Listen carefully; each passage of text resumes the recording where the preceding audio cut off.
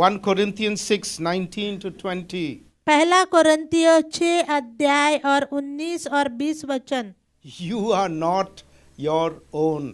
आप अपने आप के नहीं हो, You were bought at a price. आप दाम देके खरीदे हुए हो। Therefore, honor God with your bodies. आप अपने शरीरों से परमेश्वर का आदर करो।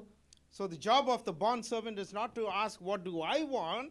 सेवक का काम जो मैं चाहता हूँ वो मांगना नहीं है, But who do I belong to? लेकिन उसका काम जिसका वो है उसकी सेवा करना है। Amen? Yes. We go to the next slide. Okay, so then he moves on, he says, now he addresses his audience, the believers. अभी वो अपने वहां पे इकट्ठा लोगों से जो प्रचार सुन रहे हैं उनसे बात कर रहा He है uses 3 words to describe them. और 3 शब्द ऐसे इस्तेमाल करता है वहां के लोगों के विषय में जो वहां पर प्रचार सुन रहे थे। He says they are called, वो कहता है कि तुम बुलाए हुए हो, they are loved, अब प्रेम किए हुए हो and they are kept, or another way to translate that is they are protected. और तुम सुरक्षित रखे हुए हो। Yes. And here there is one interesting thing about this book of Jude. I just like to give that as an aside. एक दिलचस्प बात जो है इस किताब के विषय में जो है, The book of Jude, everything will come in threes.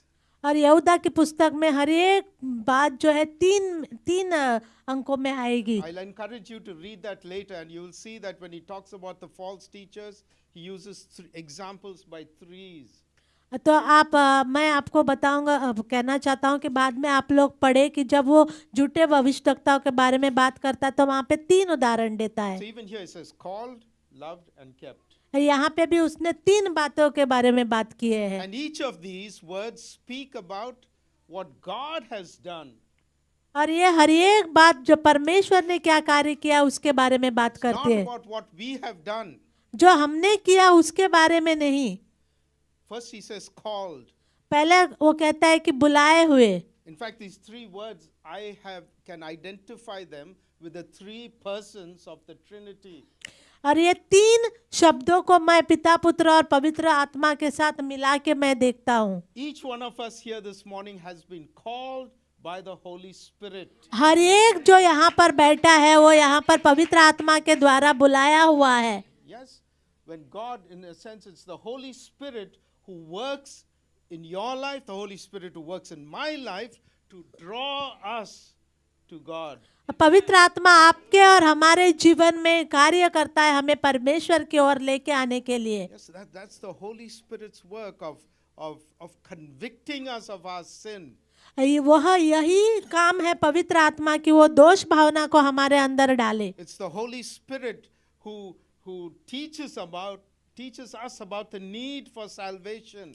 वो पवित्र आत्मा ही है जो हमें उद्धार के जरूरत के विषय में सिखाता है। And the Holy Spirit who draws us to himself.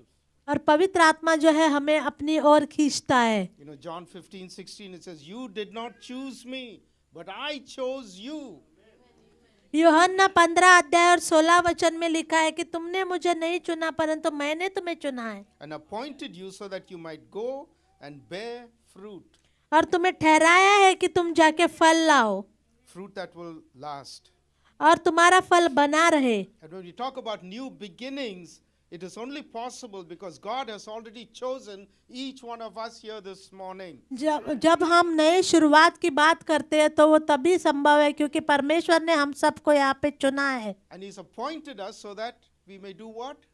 और हमें ठहराया है कि So that we may bear fruit.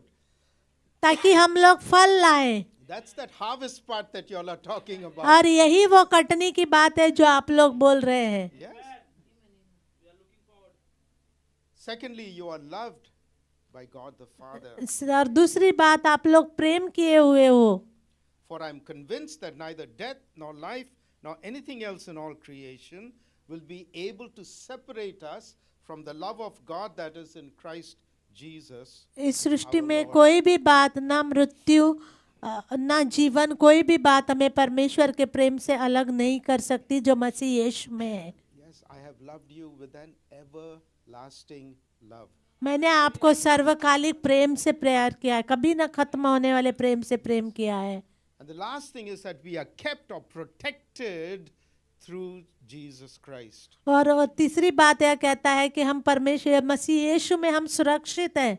Yes, 1 Peter 1:5, पहला पत्रस पहला अध्याय और 5 वचन में लिखा है, who through faith are shielded, protected by God's power. जिनकी रक्षा परमेश्वर की सामर्थ से विश्वास के द्वारा होती है। The coming of salvation that's to be revealed, or ready to be revealed in the last time. जो आने वाले समय में प्रकट होने वाली है, की जाती है। Yes, in the book of Hebrews, we see, as it begins, in previous times, God spoke to us through various ways, through different prophets, to different people, right?